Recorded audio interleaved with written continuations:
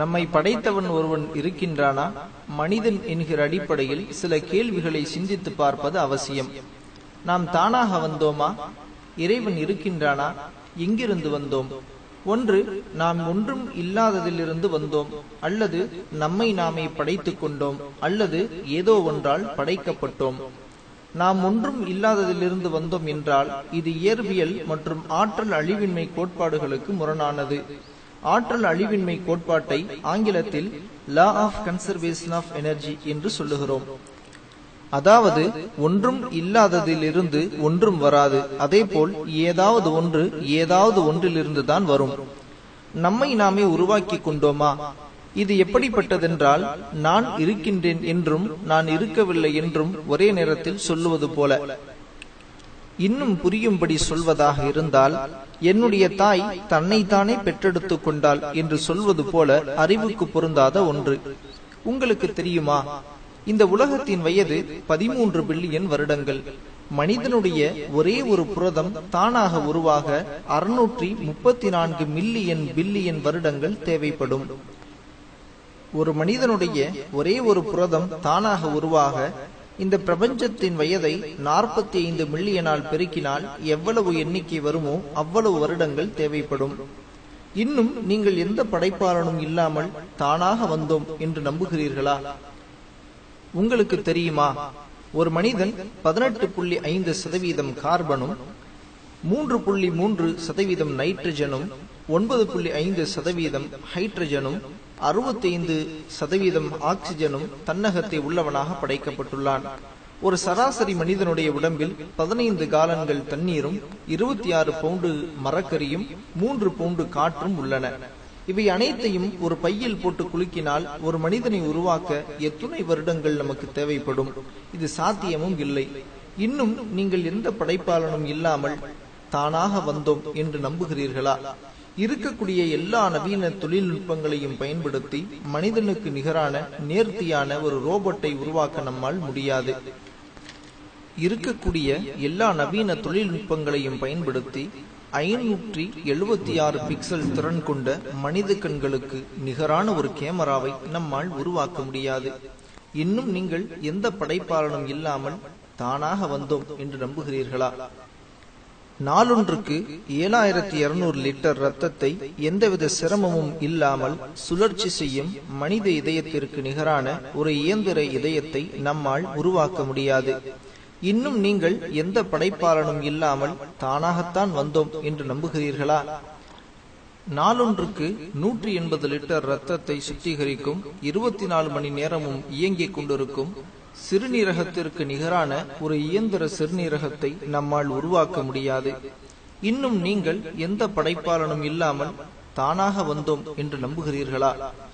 அல்லது நாம் யாரோ ஒரு சர்வ வல்லமை படைத்த இறைவனால் படைக்கப்பட்டுள்ளோம் என்று எண்ணுகிறீர்களா? நம்மை படைத்த இறைவன் தன்னுடைய திருமுறையில் ஒருமுறை இப்படி சொல்லி காட்டுகின்றான். பிஸ்மில்லாஹிர் ரஹ்மானிர் ரஹீம்.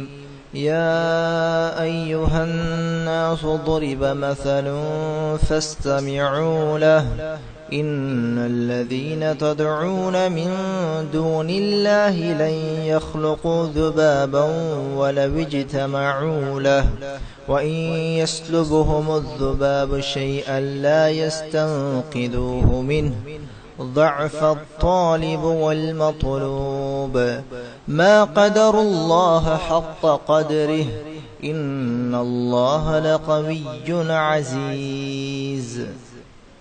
மனிதர்களே, ஒரு உதாரணம் சொல்லப்படுகிறது. எனவே அதனை செவிதாழ்த்தி கேளுங்கள். நிச்சயமாக அல்லாஹ்வை அன்றி வேறு எவர்களை நீங்கள் அழைக்கின்றீர்களோ அவர்கள் ஒரு ஈயை கூட படைக்க முடியாது. அதற்காக அவர்கள் ஒன்று சேர்ந்தாலும் சரியே. இன்னும் ஈ அவர்களிடமிருந்து ஒரு பொருளை பிடுங்கிக் கொண்டாலும் அதனை அதனிடமிருந்து அவர்கள் விடுவிக்கவும் முடியாது. தேடுவோனும் தேடப்படுவோனும் பலவீனர்களே. அவர்கள் அல்லாஹ்வை கண்ணியப்படுத்த வேண்டியவாறு கண்ணியப்படுத்தவில்லை. நிச்சயமாக அல்லாஹ் வல்லமை மிக்கவன், யாவற்றையும் மிகைத்தவன்.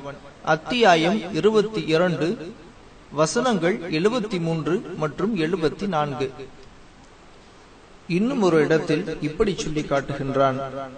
بسم الله الرحمن الرحيم الذي خلق 7 سماوات طباقا ما ترى في خلق الرحمن من تفاوت فارجع البصر هل ترى من فتور ثم ارجع البصر كرتين ينقلب إليك البصر خاسئا وهو حسير.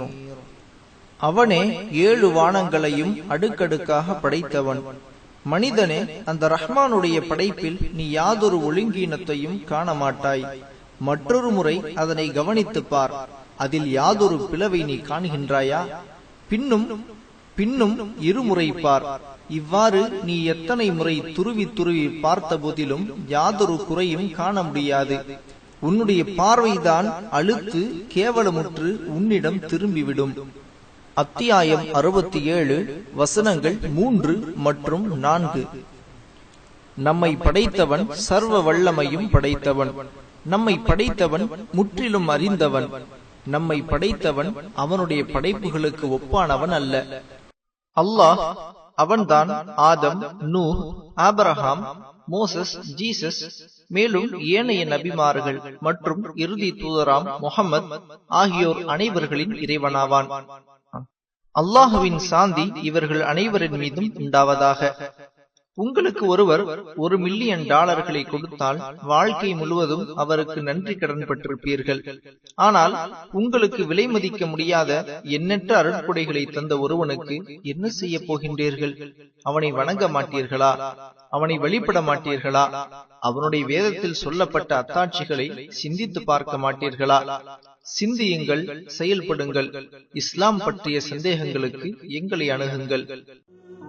قل للكون وقل للخلق وللأزمان كم تهنأ فؤادك يملأه القرآن قل لهموم الناس وأسئلة الحيران كم فيك سرورا وسلام